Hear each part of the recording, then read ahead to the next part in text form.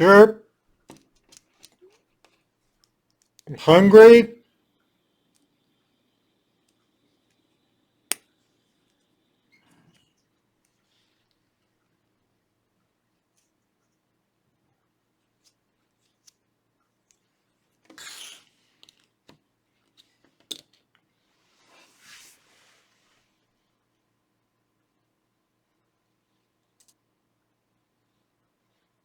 The same three radio pop songs playing over the loudspeakers all day while staring at the identical aisles over and over for 8 hours straight can drive a man to what I can only describe as hypnotic madness.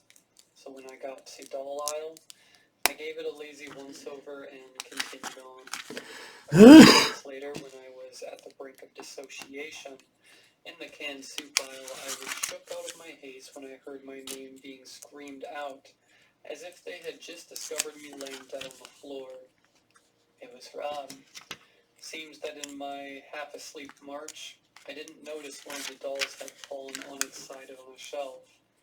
It should have been sitting up like all the others. When Rob pointed this out to me, he gave me a look that made my blood run cold. His eyes looked like a hungry panther staring down a wounded deer. "Do you want to tell me what you think you're doing?" Rob said, never breaking eye contact. "Oh, sorry, I must have missed that. Let me fix it," I said, shakily, trying to get out of the situation as fast as possible. I reached quickly over and tried to prop up the knocked-over doll when Rob put his massive hand on my chest to stop me, pushing me back. "Do you know that some of these dolls were made before you were born, and you come in here and disrespect them like this?" Rob said, his face getting redder with every word. "Look, I'm sorry. I genuinely didn't see that, but you don't have to shout. It's not that big of a deal. The rest of the aisle looks perfect," I said, trying my best to calm him down. He looked at me for what felt like 30 minutes with a cold stare, as if he was going to wrap his massive hands around my throat at any second. Then, as if flipping a switch, his mood completely changed. "No worries, pal." He gave me a pat on the shoulder that I think was meant to be friendly, but was just hard enough to be menacing. "Just make sure to keep an eye out in the future. Keep up the good work." He looked above me robotically and walked away without saying another word. I was left there frozen in the aisle, utterly perplexed as to what just happened. I've worked customer service long enough to get used to being yelled at. I think anyone who has worked any form of customer service has had angry customers yell and swear at them, and over time you just learn to get over it and laugh it off most of the time. But the way Rob looked at me when he was mad, to give you a better mental picture, Rob is a huge man. He's about 6'7", with himself. Holly was in the break room grabbing her stuff right next to Rob's office. I wanted to tell him off, saying something like, "You ever put your hands on me or anyone else, I'll kick your butt." But who was I kidding? With one hand, he could fling me across the room like one of his precious dolls. Besides, I needed this job to save up for school, so I don't have to come back to this crappy store ever again. So with gritted teeth, I said, "Good night, Rob."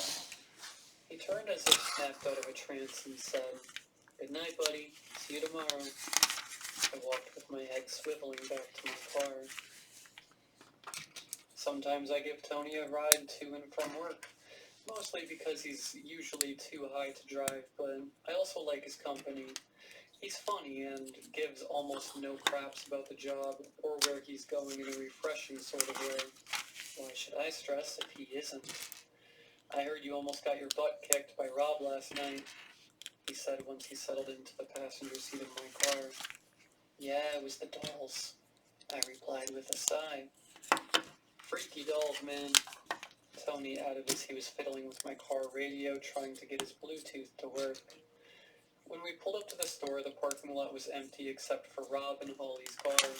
After we park and start walking up to the store, I notice Holly is still sitting in her car, hand hanging out the window, holding a still burning cigarette, as she stares off into space, not even acknowledging Tony and I as we walk past.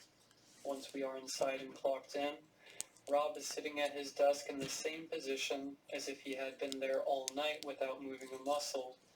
I think he might apologize for last night, but to be honest, I don't want him to. I have always felt awkward about apologies for some reason. I would much prefer we just move on like nothing happened. Walking out onto the floor, I crossed paths with Holly, getting a better look at her. It's clear she had been crying from her puffy cheeks, and her normally beautiful green eyes had a hint of red and exhaustion as if she hadn't slept in days. There, good morning, Chris, the assistant manager, said as he appeared out of thin air, scaring me into near cardiac arrest. Man, we gotta put a bell on you or something, I said, catching my breath. It's 10 a.m., Derek. That means the store is open and we use only professional language on the floor. He responded as if there was literally anyone in the store at all. Right, sorry. Bad habit. I said, hoping he would just tell me what to do and leave as fast as possible. Daniel called in sick again this morning. We have only one cashier. I am going to get Tony to replace him on cash with Holly, so I am going to need you to do backstock inventory on your own today, Chris said, tapping his pen on his clipboard. I felt a sudden rush of dread, partly because I hated doing inventory, but mostly because I wanted to talk with Holly, maybe figure out what was bothering her. Do you really want Tony handling cash unattended? I asked with a raised eyebrow. Chris thought for a moment. Good point. You're on cash. Tony can handle backstock. Sometimes it pays to have degenerate friends. When I got to the registers, it took another 20 or so minutes before Holly reappeared from the back. It looked like she had been crying even more now. Maybe that's why she took so long to come out. We sat in awkward silence for what felt like 4 hours, but couldn't have been longer than 5 minutes when Chris, ever the most vigilant and compassionate soul, came by and barely looked either of us in the eyes as he explained what tasks around the registers he wanted us to complete. Once he left, I finally mustered up the courage to ask Holly what was wrong. The little guy just messed up the whole bathroom, he shouted as if I had something to do with it. What do you mean? I replied. Come look, Tony said, waving me over. As we walked into the bathroom, I felt my heart sink into my shoes.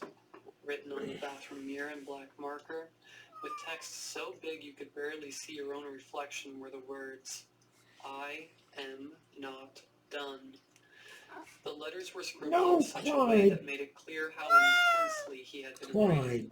The same line would have markings over and over as if he wrote it 100 times in the same spot. That's not all, Tony said after a long, shocked silence. He then opened the stall door and revealed he had also written it all over the walls, floor, and even the toilet. I am not done, I am not done, I am not done. Over and over again for what looked like 1,000,000 times. I had no idea what to think. I have seen vandalism, dicks drawn on walls, crude messages, but nothing even remotely like this.